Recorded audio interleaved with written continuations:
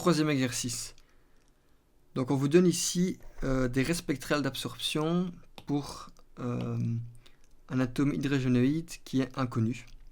Et donc pour certaines de ces raies, on vous associe le nombre d'ondes en centimètres-1. On vous dit aussi qu'il n'y a pas de longueur d'onde supérieure à cette valeur-ci et pas de raies de longueur d'onde plus petite que cette valeur-ci, qui est donc celle-là et celle-ci. Donc il y a des raies passées celle-ci, valeur plus petite. Par contre, on est sûr que celle-ci, c'est la plus grande. Il n'y en a pas, il n'y en a aucune à gauche, et donc de valeur plus élevée. Quel est l'atome donc, que vous êtes? Première question. Et à quelle transition correspondent ces raies? Donc principalement pour chacune des raies, l'état numéro 1 et l'état numéro 2. Passons à la solution. Donc on sait que l'électron a une énergie suivante pour un état n. Donc c'est ce qu'on fait principalement, on vient de le voir dans l'exercice précédent. Donc c'est cette formule-ci. Non, pas celle-ci, c'est là, pardon. Que je reprends ici. mz, z' au carré, demi 1 n carré r tri. Et donc ici on sait que bon, on se trouve dans le cas d'un électron normal, et donc z' et m tous les deux égales à 1, ce qui simplifie à z carré de n carré r tri. Et donc un électron qui va en fait voyager d'un état 1 en état 2 va avoir une différence d'énergie, delta E ou delta H bar oméga, qui est donnée par z carré demi, valeur absolue de 1 sur n1 au carré moins 1 sur n2 au carré. R tri.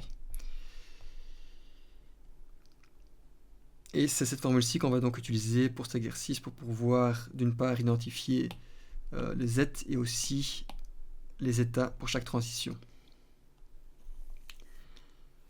Il y a une chose intéressante à faire d'abord, c'est d'un peu analyser les énergies possibles en fonction des raies. Donc en fait, je vais peut-être reprendre, si je le trouve, un des derniers slides du cours, ici, voilà. Donc on voit en fait qu'en fonction de l'état ici, donc ici, on part d'un état n plus grand que l'état final, et on retombe chaque fois, et donc si on retombe sur le 1, on a cette première série, et on voit en fait clairement que quelque part, toutes ces énergies-ci sont potentiellement plus grandes que celles-ci, qui sont plus grandes que celles-là. Donc même la plus petite serait plus grande que la plus grande possible pour la deuxième série. Donc on va vérifier ça de manière analytique. J'ai donc pour une transition, donc ici on va dire que c'est une absorption, donc on part de une valeur petite vers une valeur plus élevée. Donc on absorbe, tandis que ce que je viens de montrer c'était de l'émission. N1 égale 1 vers un état N2 quelconque, et la différence d'énergie pour celle-ci, c'est donc z carré demi 1 moins 1 sur n2 au carré. Donc le 1 c'est parce que c'est ici, le 1 ici, c'est dû au 1 sur n1 qui est 1 au carré. Et voilà. Et maintenant, regardons un peu si on peut borner ces énergies. Dans le cas le plus petit, on aurait une transition de l'état 1 vers l'état 2, ce qui correspond dans ma photo ici à cette flèche-ci, dans l'autre sens. Ça correspond donc à 1 moins 1 sur 2, donc 1 moins 1 quart. Ça fait 3 quarts, facteur 2, donc 3 huitièmes 3z carré huitième en termes d'énergie. La valeur la plus élevée, ce serait vers l'infini, et donc ce serait 1 moins 0, et tout simplement l'énergie de z carré demi. Donc ça donne toutes les absorptions possibles pour un état 1 vers un état quelconque. On fait exactement la même chose maintenant pour une fois une autre série. Donc la série, on va dire n1 égale 2 vers un n2 quelconque. Donc ici serait élément de 3 jusqu'à l'infini. Et bon, en faisant un calcul totalement similaire à ce que je viens de faire, en sachant que nouveau l'énergie ici serait z carré demi, on part du deuxième, donc ça fait 1 quart moins 1 n2 carré.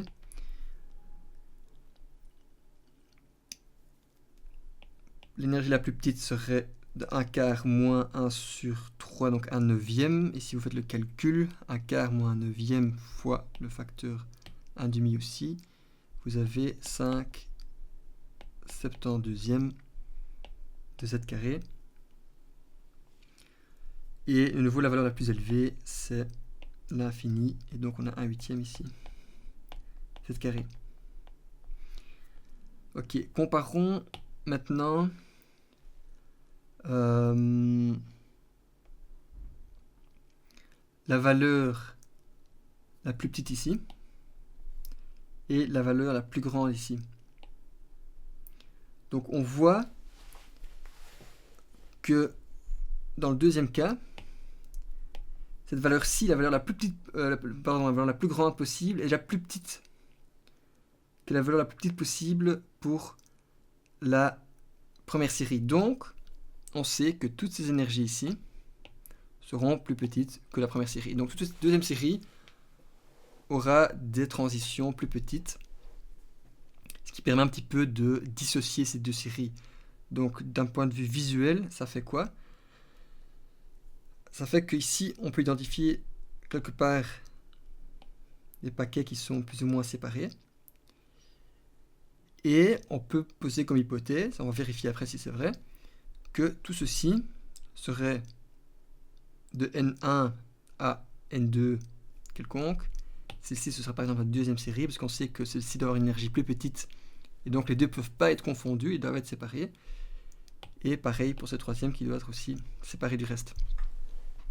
Ce qui permet en fait, donc le gros avantage de faire ceci, c'est de déjà fixer N1 pour chacune de ces séries. Sinon, on aurait un peu trop de paramètres